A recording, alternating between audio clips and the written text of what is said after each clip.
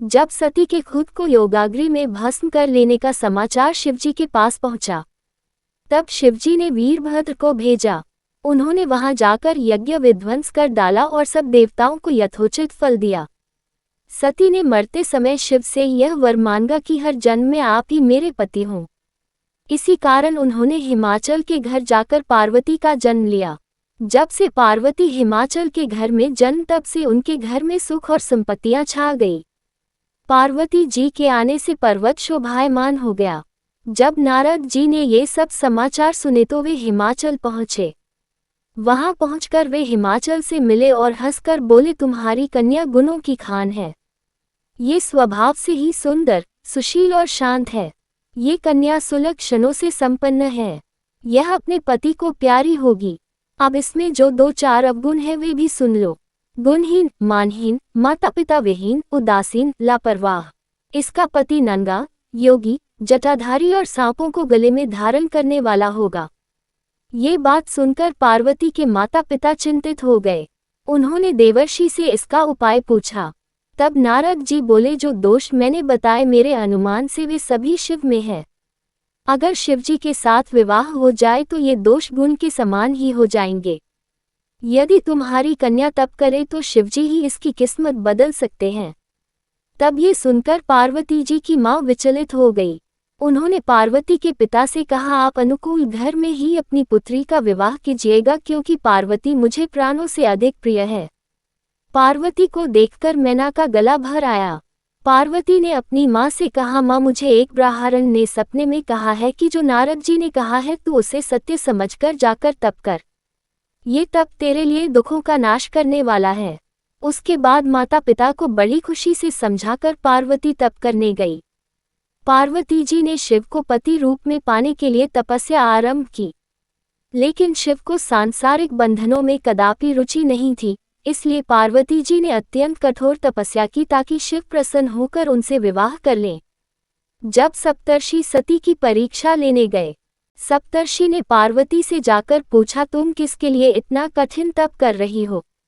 तब पार्वती ने सकुचाते हुए कहा, आप लोग मेरी मूर्खता को सुनकर हंसेंगे। मैं शिव को अपना पति बनाना चाहती हूँ। पार्वती की बात सुनकर सभी ऋषि हंसने लगे और बोले कि तुमने उस नारद का उपदेश सुनकर शिव को अपना पति माना है, जो सब कुछ चौपट कर देता है।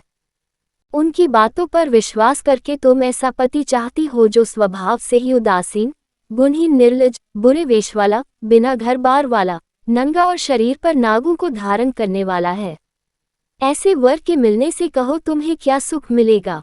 अब हमारा कहा मानो, हमने तुम्हारे लिए बहुत अच्छा वर चुना है। हमने तुम्हारे लिए जो वर चुना है वह लक्ष्मी का स्वामी और वैकुंठपुरी का रहने वाला है। तब पार्वती उनकी बात सुनकर बोली, कहा है कि मेरा हाथ भी पर्वत के ही समान मजबूत है। मैं अपना ये जन्म शिव के लिए हार चुकी हूँ। मेरी तो करोड़ जन्मों तक यही जिद रहेगी। पार्वती की यह बात सुनकर सभी ऋषि बोले, आप माया हैं और शिव भगवान हैं। आप दोनों समस्त जगत के माता पिता हैं। ये कहकर सप्तर्षि पार्वती को प्रणाम करके वहां से चले गए।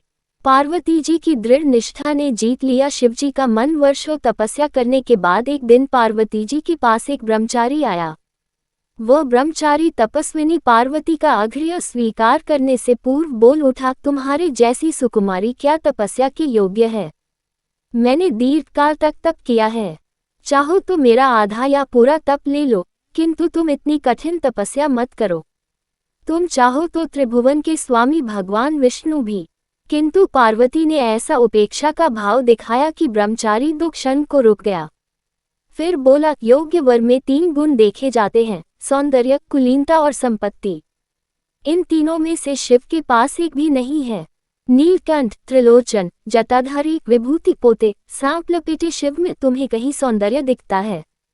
उनकी संपत्ति का तो कहना ही क्या, नग्न रहते हैं। बहुत हुआ तो चर्म चमड़ा लपेट लिया। कोई नहीं जानता कि उनकी उत्पत्ति कैसे हुई। ब्रह्मचारी पता नहीं क्या क्या कहता रहा, किंतु अपने आराध्य की निंदा पार्वती को अच्छी नहीं लगी। अतः वे अन्यत्र जाने को उठ खड़ी हुई।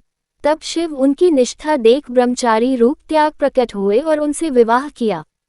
जहाँ दृढ़ लगन, कष्ट सहने का साहस और अटूट आत्मविश्वास हो, वहाँ लक्ष्य की प्राप्ति अवश्य होती है।